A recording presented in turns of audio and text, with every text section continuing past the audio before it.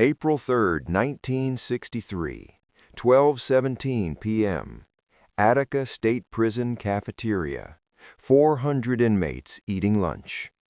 Anthony "Big Tony" Castellano walked past Bumpy Johnson's table, stopped, looked down at Bumpy's tray, and spit directly into his mashed potatoes.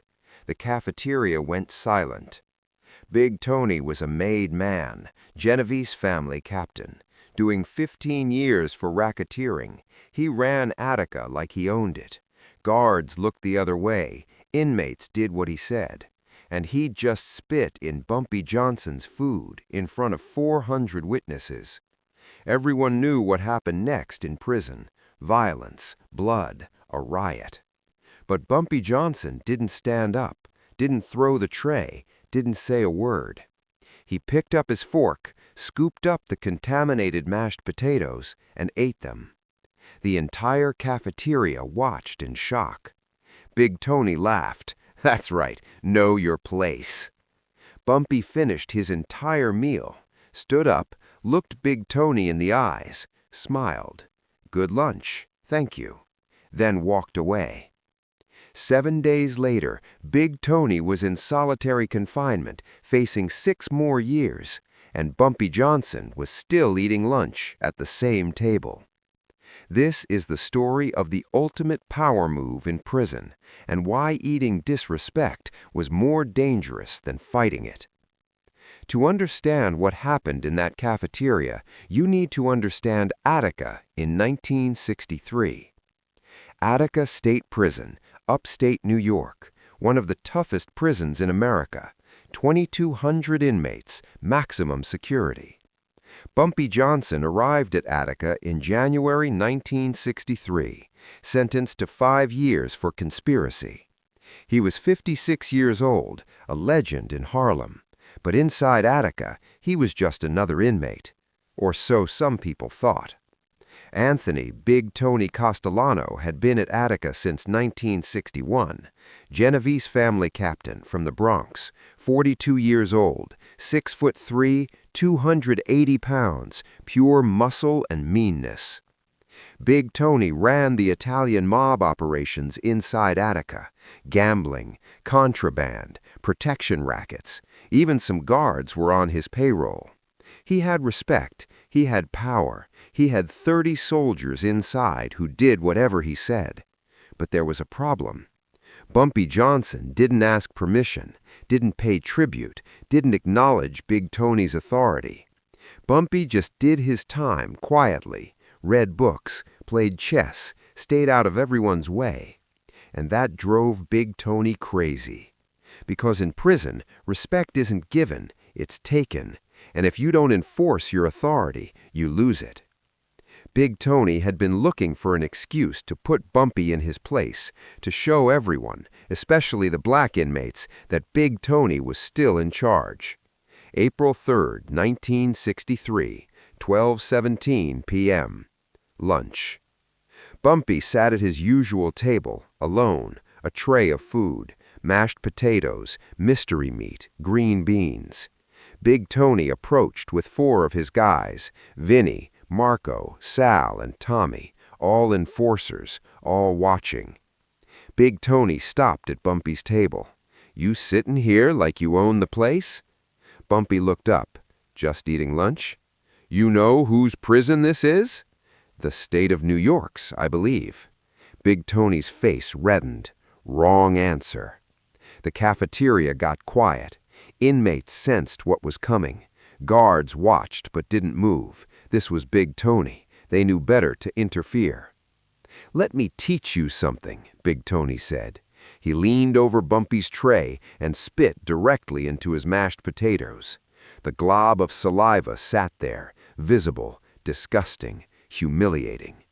400 inmates watched. In prison, this was the ultimate disrespect. You spit in a man's food, you're saying he's beneath you, less than human. The expected response was immediate violence: flip the table, swing on Big Tony, start a riot.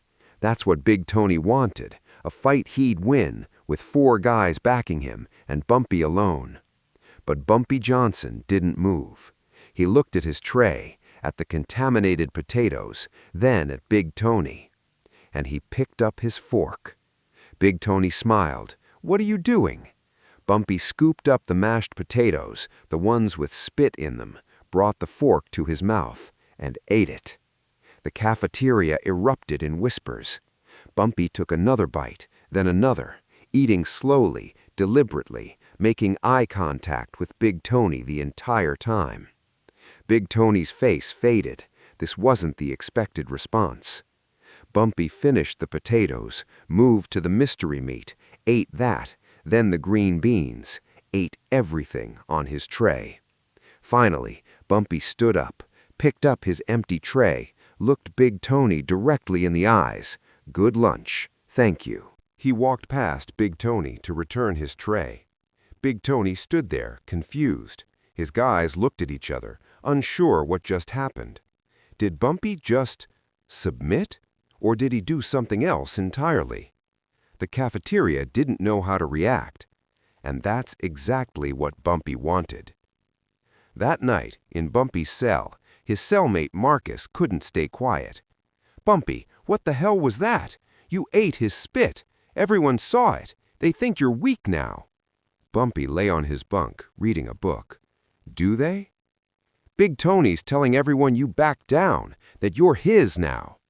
"Let him tell everyone." "But—" Bumpy closed his book. "Marcus, let me explain something about power in prison. Big Tony thinks power is about who can intimidate who's willing to fight, who has the most muscle. Isn't it? No.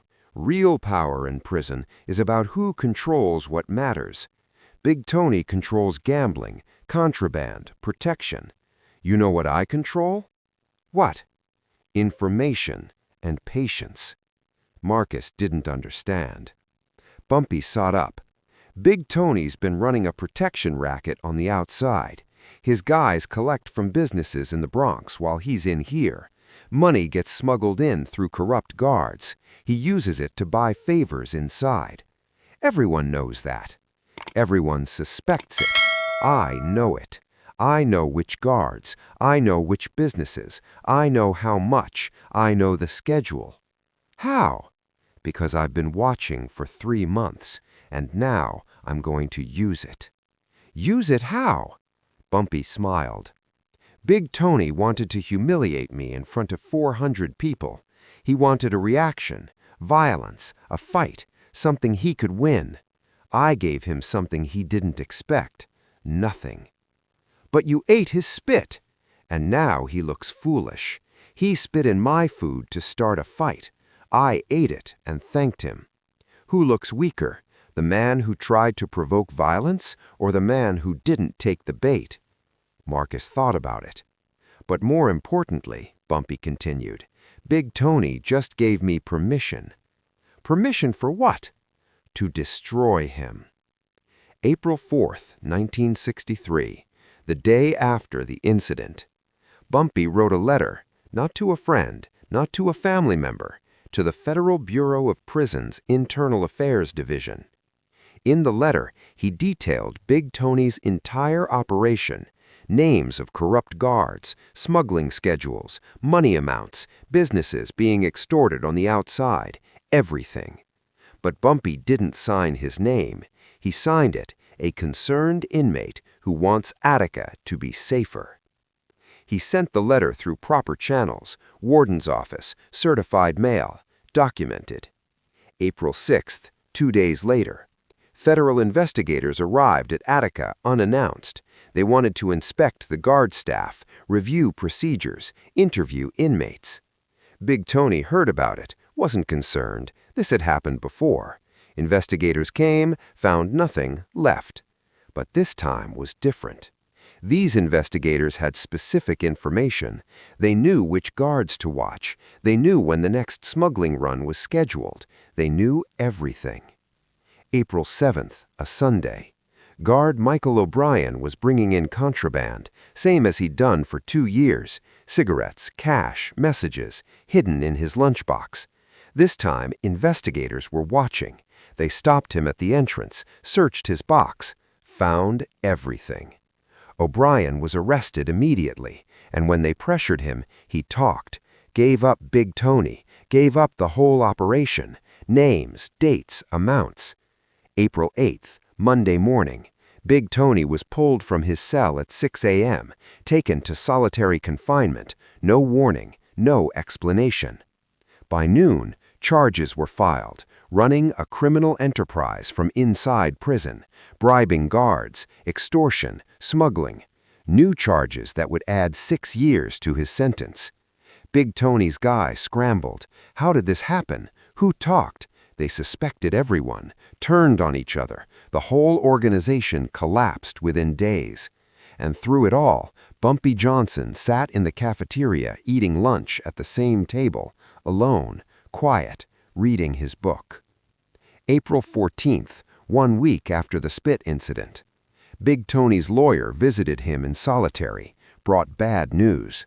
The evidence against you is solid. They have dates, times, amounts. Someone gave them everything. Who? We don't know, but it's someone on the inside who knows your operation intimately.